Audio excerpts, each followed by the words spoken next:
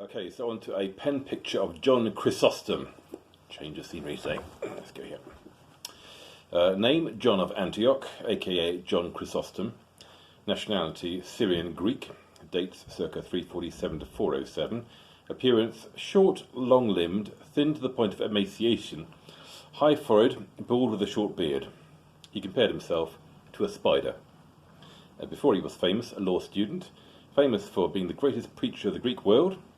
Why does he matter? He showed the power of what preaching can do. He spoke truth to power. Could you have a drink with him down the pub? No, I'm pretty sure he'd given all that up. But he could be good fun in the company of friends, apparently. The man with the golden tongue. Some people, like Damasus, really wanted to be a bishop. But often at this time one reads of people being elected bishops very reluctantly. One of those was a man called John of Antioch, or as he's better known, John Chrysostom. Chrysostom is a later nickname. It means golden-mouthed, and is testimony to the one thing for which John was, and is most famous for. He was the first of the star preachers. During his sermons, congregations frequently broke out into applause and cheers, much to his irritation. He had trained as a lawyer, where he saw firsthand how the power of rhetoric could be used and abused. He once quoted the example of Jacob as someone who told a lie which was not a deceit but an economy. Yep, this man invented the phrase, economical with the truth. He left the law and became a monk.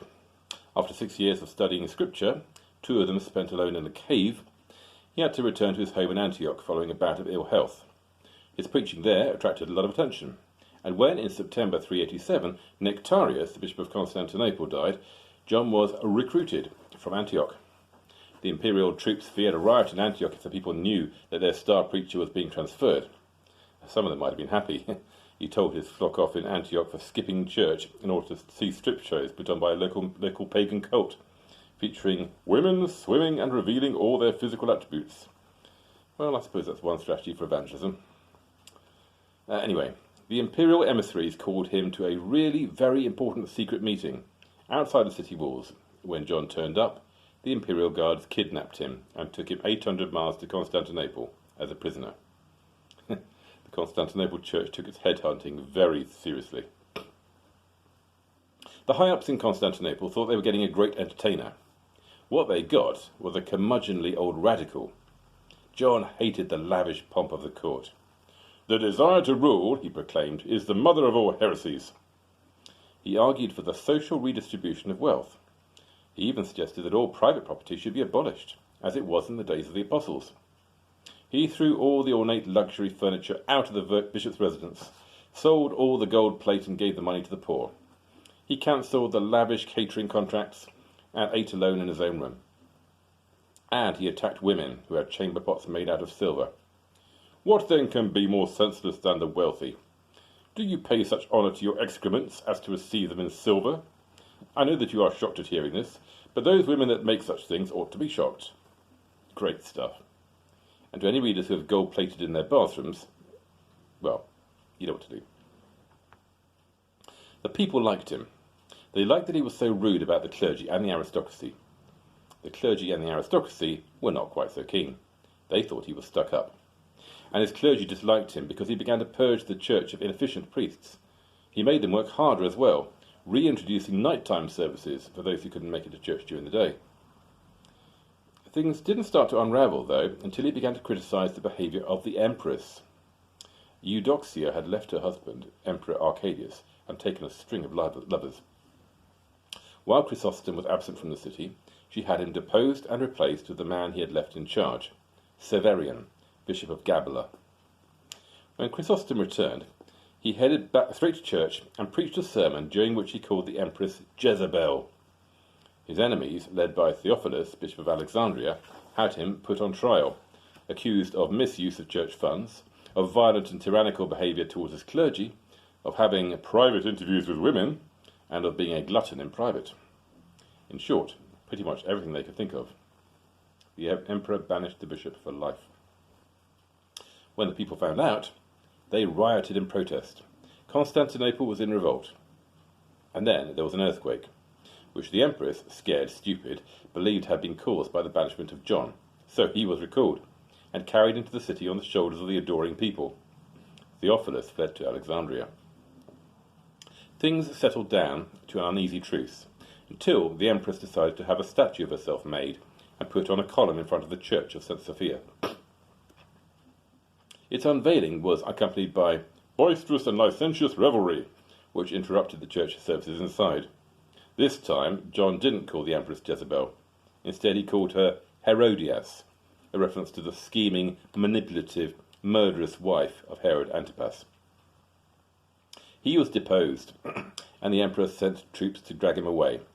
For the greater part of Easter week, Constantinople was like a city that had been stormed. Private dwellings were invaded to root out clandestine assemblies. Supporters of Chrysostom, the Joannites as they were called, were thrown into prison on the slightest suspicion and scourged and tortured to compel them to implicate others. In subsequent interrogations, 2 clerics were tortured to death. Others barely escaped with their lives. On the 5th of June, 404, John surrendered of his own accord to avoid any further bloodshed. He was exiled to Caucasus, a remote village in the Taurus Mountains.